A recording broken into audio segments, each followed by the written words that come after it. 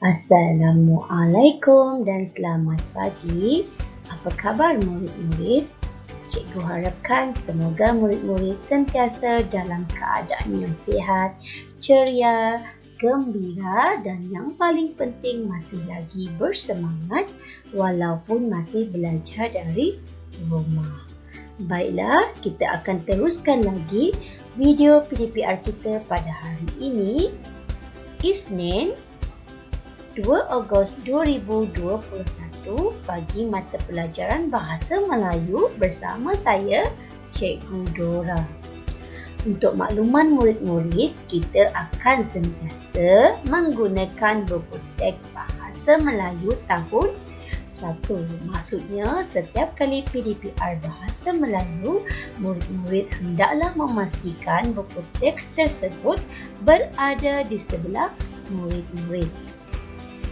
Baiklah, untuk tajuk hari ini, kita masih lagi dalam tema 2, Masyarakat Muhibah, Unit 6, Buku Segalanya, tajuk Padankan Saya, Penjodoh Bilangan.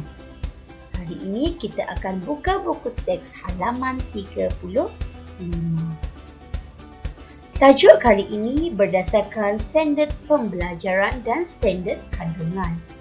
Standard kandungan untuk tajuk hari ini ialah 5.1 memahami fungsi dan menggunakan golongan kata mengikut konteks, dan standard pembelajaran 5.1.1 memahami fungsi dan mengenal pasti penggunaan golongan kata mengikut konteks iaitu penjodoh bilangan. Selepas pelajaran hari ini adalah objek pembelajaran, murid akan dapat mengenal pasti dan menggunakan penjodoh bilangan dengan betulnya. Sebelum cikgu mulakan pelajaran dengan lebih jauh lagi, cikgu nak terangkan dahulu apa itu penjodoh bilangan. Pernah dengar tak penjodoh bilangan? Baiklah, cikgu akan terangkan apa itu penjodoh bilangan. Penjodoh bilangan adalah kata yang digunakan bersama-sama. Kata bilangan untuk membilang kata nama konkret seperti haiwan, benda, tempat dan lain-lain. Jelas? Tak apa. Secara ringkasnya, penjodoh bilangan harus ada kata bilangan dan mesti berada di tengah-tengah sebelum kata nama konkret. Apa itu kata nama konkret? Kata nama konkret itu sama juga seperti kata nama am. Seperti contoh haiwan, benda, tempat, orang dan lain-lain. Baiklah, cikgu akan terangkan dengan lebih terperinci tentang penjodoh bilangan dalam slide seterusnya. Okey, kita lihat contoh yang pertama. Okey, ini gambar apa kelas? Ini gambar kucing. Seekor kucing. Seekor kucing. Se adalah kata bilangan, ekor pula adalah penjodoh bilangan, dan kucing pula adalah kata nama konkret. Tadi cikgu dah terangkan bahawa penjodoh bilangan hadir selepas kata bilangan dan ianya berada di tengah-tengah kata nama konkret. Okey, boleh jelas? Okey, suka cikgu nak ingatkan di sini. Okey.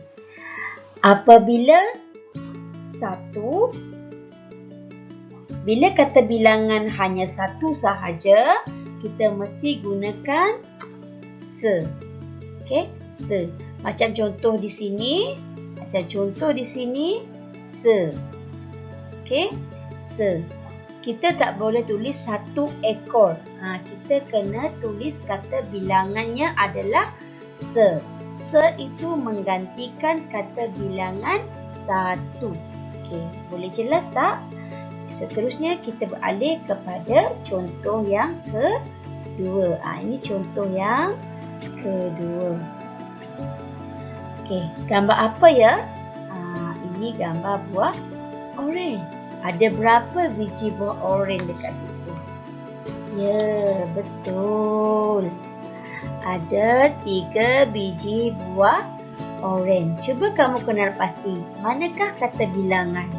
Manakah penjodoh bilangan dan yang manakah kata nama konkret? Okey.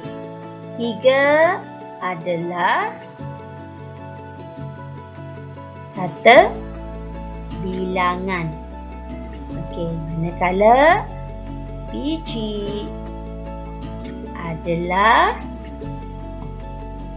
penjodoh bilangan dan buah oren pula adalah kata nama konkret. Okey, jadi penjodoh bilangan bagi buah oren adalah biji. Seterusnya kita lihat contoh yang tengok di sini ya. Kata bilangan untuk satu kena tulis se dan diikuti penjodoh bilangan yang sesuai. Baiklah, seterusnya kita tengok pula contoh yang ketiga. Okey, gambar apa tu kelas? Okey, itu adalah bas. Jadi sebuah bas. Mengapa se? Mengapa se? Tadi kan cikgu dah terangkan, kalau satu kita letakkan ia sebagai se. Kata bilangannya adalah se. Kita gantikan satu tu sebagai se. Jadi sebuah bas. Buah adalah penjodoh bilangan bagi bas. Baiklah, seterusnya tengok orang. Kita lihat contoh yang keempat. Murid orang tu, murid tu dalam kategori manusia. Okey. Berapa bilangan murid di sini? 8. Jadi kita boleh tulis 8 orang murid. Okey, 8 adalah kata bilangan, orang adalah penjodoh bilangan dan murid adalah kata nama konkret bagi manusia. Okay. Dan contoh terakhir. Okay. Ini gambar apa kelas? Ini gambar biskut. Okay, berapa biskut di situ? Okay, ada 2. Jadi kamu kena tulis 2 keping biskut. Okay, 2 tu adalah kata bilangan. Keping adalah penjodoh bilangan bagi biskut. Biskut tu adalah kata nama konkret. Okey, 2 keping biskut.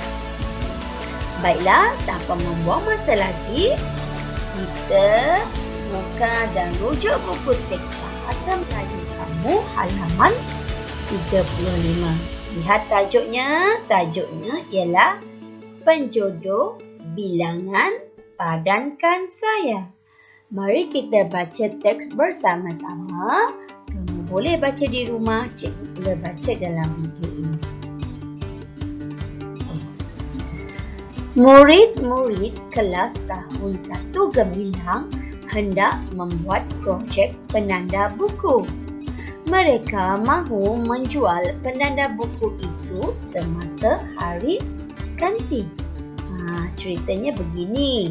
Ceritanya tentang murid-murid dalam kelas 1 Gemilang ingin membuat projek membuat penanda buku. Okey, penanda buku tersebut mereka hendak jual semasa hari kantin mereka di sekolah nanti. Itulah ceritanya. Okey. Seterusnya, kita baca tadi kan? Seterusnya kita beralih pula dengan ayat di dalam kotak berwarna jingga. Masih lagi halaman 35 yang di bawah tu. Seperti yang kamu boleh lihat di sini, ada 5 kotak berwarna jingga di sini, dan jika kamu perasan dalam setiap ayat di sini ada perkataan yang bercetak berwarna biru. Nak tahu tak apa perkataan bercetak berwarna biru itu? Okay, cikgu akan terangkan selepas ini. Kita baca dahulu setiap ayat dalam kotak berwarna jingga ini. Pastikan bila membaca, kamu hendaklah membaca dengan sebutan yang betul dan jelas. Okey? Cikgu mulakan dengan ayat yang pertama. Aileen melukis bentuk penanda buku pada sekeping kadpot. Ayat yang pertama, perhatikan perkataan yang berwarna biru, iaitu keping. Okay. Ayat yang kedua, Prema mengikat lubang itu dengan beberapa helai benang bulu. Okay. Perhatikan perkataan yang berwarna biru dalam ayat tersebut. Okay. Perkataan tersebut adalah helai. Ayat yang ketiga, teruskan pembacaan. Bekin menggunting bentuk itu dengan sebilah gunting. Okey, perkataan yang bercetak biru adalah bilah. Ayat yang keempat, Rina menebuk lubang yang digunting dengan sebuah penebuk lubang. Okey, perkataan bercetak berwarna biru di situ adalah buah. Dan ayat terakhir, mereka menghias penanda buku itu dengan beberapa biji labuci. Ayat yang kelima, perkataan bercetak berwarna biru adalah biji. Okey? Kita dah baca kelima-lima ayat tersebut, dan boleh tak murid-murid senaraikan bersama-sama cikgu perkataan yang bercetak biru di dalam setiap ayat tadi? Baiklah, kita akan gariskan dahulu satu per satu. Yang pertama, keping. Kedua, helai. Ketiga, bilah. Keempat, buah. Dan kelima, biji. Okey? Kita akan senaraikan. Yang pertama, keping. Yang kedua, helai. Yang ketiga, bilah. Keempat, buah. Dan yang kelima, biji. Jadi, ada 5 perkataan di sini. Kamu tahukah apakah kelima-lima perkataan ini? Ya, betul. Perkataan-perkataan tersebut merupakan penjodoh bilangan. Ada keping, helai, bilah, buah dan biji. Baiklah, cikgu akan terangkan kepada kamu apakah maksud kelima-lima penjodoh bilangan ini beserta ciri-ciri penggunaan penjodoh bilangan serta contoh-contohnya. Okey, kita beralih ke slide seterusnya. Baiklah, penjodoh bilangan pertama, keping. Ciri-ciri penjodoh bilangan untuk keping: rata, nipis, tebal dan berkeping-keping. Contoh seperti roti. Cuba kira berapa bilangan roti dekat situ. 9 keping roti. 9 adalah kata bilangan. Keping adalah penjodoh bilangan. Roti adalah kata nama konkret bagi benda. Okay, contoh yang kedua, biskut. Okay, ada berapa biskut? 3. Okay, 3 keping biskut. 3 adalah kata bilangan. Keping adalah penjodoh bilangan dan biskut adalah kata nama konkret benda. Baiklah, seterusnya adalah kad. Okey. berapa kad? Kalau kita tak boleh kira kalau banyak, kita boleh gunakan kata bilangan beberapa. Okey, beberapa keping kad. Beberapa adalah kata bilangan, keping adalah penjodoh bilangan, manakala kad adalah kata nama konkret. Okey, di sini, kalau bilangan sesuatu benda banyak, boleh gunakan kata bilangan beberapa. Okey, kita teruskan lagi dengan yang kedua, helai. Okey, ciri-ciri untuk penjodoh bilangan helai, nipis, lepas tu lembut dan tebal. Cuba kamu tengok di sekeliling rumah kamu, apakah benda yang nipis, lembut ataupun tebal? Betul, ni tengok gambar ni, tuala. Sehelai tuala. Se kata bilangan, helai penjodoh bilangan, tuala adalah kata nama konkret. Seterusnya daun. Daun, sehelai daun. Ciri daun kan dia nipis. Se kata bilangan, helai penjodoh bilangan, daun kata nama konkret. Seterusnya yang ini, pasti semua di rumah kamu mesti ada ini, tisu. Sehelai tisu. Se kata bilangan, helai penjodoh bilangan, tisu adalah kata nama konkret.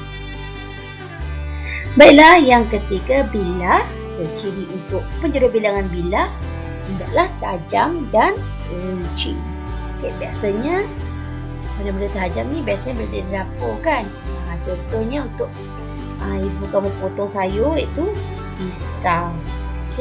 Sebilah pisau. Se kata bilangan, bilah penjodoh bilangan, pisau adalah kata nama konkret. Seterusnya, gambar apa ni kelas? Ini adalah pedang. Berapa bilah pedang? Empat kata bilangan, bilah penjodoh bilangan, pedang adalah kata nama konkret. 4 bilah pedang. Seterusnya yang keempat, buah. Penjodoh bilangan. Ciri-ciri untuk penjodoh bilangan buah. Besar. Benda tersebut mesti besar. Juga tempat. Dan semua jenis kenderaan. Contoh yang pertama, sebuah sofa. Se kata bilangan buah, penjodoh bilangan sofa adalah kata nama konkret. Seterusnya, kapal. Sebuah kapal. Sebab dia satu, kita mesti guna se. Cikgu dah terangkan tadi, sebuah kapal. Seterusnya, sebuah sekolah dan sebuah kamus. Baiklah, seterusnya biji, penjodoh bilangan biji. Apakah ciri-ciri penjodoh bilangan untuk biji? Semua jenis buah-buahan kita akan guna penjodoh bilangan biji. Kecil, ciri yang kedua kecil, dan yang ketiga bulat. Contoh guli, berapa biji guli dekat sini? 1, 2, 3, 4, 5, 6, 7, 8. Kata bilangannya 8. Penjodoh bilangan biji dan kata nama konkretnya ialah guli. 8 biji guli. Kemudian dadu. Dadu walaupun tak bulat tapi dia kecil. Boleh juga masuk dalam penjodoh bilangan untuk biji. Berapa biji dadu? 3 biji dadu. 3 kata bilangan biji. Penjodoh bilangan dadu adalah kata nama konkret. Seterusnya, gambar apa ni? Telur. Berapa biji telur? 6. Kata bilangan 6 biji. Penjodoh bilangan telur adalah kata nama konkret. 6 biji telur. Cikgu nak tambah lagi satu, iaitu batang. Penjodoh bilangan untuk batang, cirinya mestilah panjang, keras dan lurus. Contoh, sebatang pokok. Se kata bilangan batang, penjodoh bilangan pokok adalah kata nama konkret. Seterusnya, gambar apa tu? Lilin. Berapa batang lilin? 3 batang lilin.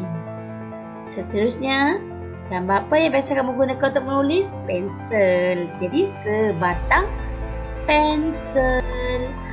Okey. Cikgu tambahan lagi untuk 2, iaitu untuk penjuru bilangan orang biasa digunakan untuk manusia, dan penjuru bilangan yang terakhir sebagai tambahannya ekor. Okey, semua jenis haiwan kita guna penjuru bilangan ekor. Contoh seekor arnab, 2 ekor kucing. Yang orang tadi contoh 5 orang murid, seorang guru. Itulah contohnya. Okey, boleh jelas tak? Okey. Kita dah habis untuk contoh penjodoh bilangan. Sekarang kita beralih pula kepada membina ayat menggunakan penjodoh bilangan. Okey. Yang ini nanti kamu akan buat dalam buku latihan aktiviti bahasa Melayu. Okey. Cikgu harap murid-murid semua fokus. Okey. Contohnya, okey. Penjodoh bilangan yang diberi adalah biji. Biji. Okey, apa contoh benda yang menggunakan penjodoh bilangan biji? Cikgu fikir apa? Kamu fikir apa? Okey. Contohnya, okey. Cikgu nak letak. Okey. Cikgu lukislah. Tapi dalam ni tak boleh lukis, jadi cikgu letak gambar je lah. Okey. Cikgu letak gula-gula. Jadi, berapa biji gula-gula? Okey, 3 biji gula-gula. Okey, sekarang kita akan bina ayat menggunakan ni, 3 biji gula-gula. Okey, mesti kita guna ayat menggunakan penjodoh bilangan ini. Okey, caranya, okey. Ni ayat cikgu lah. Okey, adik membeli 3 biji gula-gula di kedai. Cikgu ingatkan tadi, bila ayat yang menggunakan penjodoh bilangan, mesti ada kata bilangan yang pertama dalam ayat kamu. Yang kedua, mesti ada penjodoh bilangan. Yang ketiga, mesti ada kata nama konkret. Okey. Yang penting juga mesti ada huruf besar di permulaan ayat, dan seterusnya perlu ada noktah di hujung ayat. Maka dengan itu lengkaplah ayat yang menggunakan penjodoh bilangan. Adik membeli 3 biji gula-gula di kedai. Okey, untuk latihan kamu nanti, dalam buku tersebut hanya diberikan penjodoh bilangan dan kamu perlu fikirkan dan lukis apakah objek yang mewakili penjodoh bilangan yang diberi. Kemudian barulah kamu bina ayat. Okey, untuk tugasan seterusnya, yang pertama, bina ayat di dalam buku latihan aktiviti bahasa Melayu muka surat 40 dan upload tugasan tersebut di dalam link yang akan diberikan nanti. Okey, memandangkan buku tersebut tidak dihantar buat masa ini, jadi kamu perlu ambil gambar screenshot dan masukkan dan naikkan tugasan tersebut ke dalam link. Macam minggu lepas yang kamu dah buat lah. Okey. Seterusnya, jawab soalan kuis online. Okey, kalau boleh sebelum atau pada 3 Ogos jam 2 petang. Okey, terima kasih dan jumpa lagi. Stay at home. Okey, cikgu harap cikgu mengucapkan terima kasih kepada anak-anak yang telah berjaya menonton video pembelajaran berkaitan penjodoh bilangan pada hari ini. Cikgu berharap semoga anak-anak faham dan jelas dengan penerangan cikgu sekaligus dapat melaksanakan tugasan yang diberi. Okey, bye. Assalamualaikum.